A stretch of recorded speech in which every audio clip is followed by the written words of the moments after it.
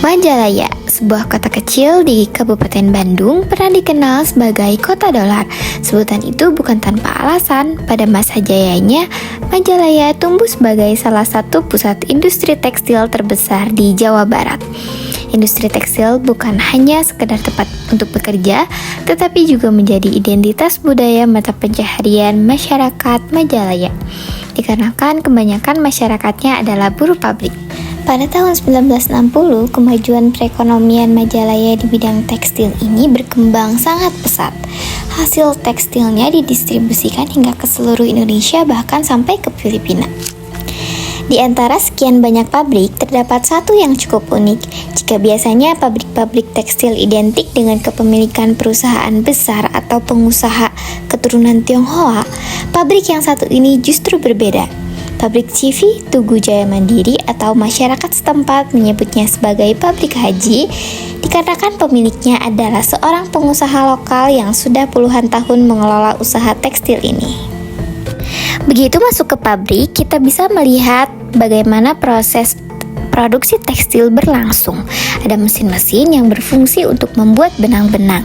Yang pertama ada konesan, wadah atau kerucut tempat benang itu digulung. Yang kedua, kincir digunakan untuk menggulung benang dari gulungan besar ke gulungan kecil.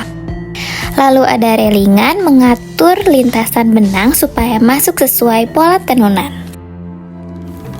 Dan yang terakhir ada pihanean, alat berbentuk seperti rak atau alat untuk menempatkan gulungan benang agar benang bisa ditarik dengan rapi saat masuk ke mesin. Bagi banyak keluarga di Majalaya, industri tekstil ini adalah warisan turun-temurun.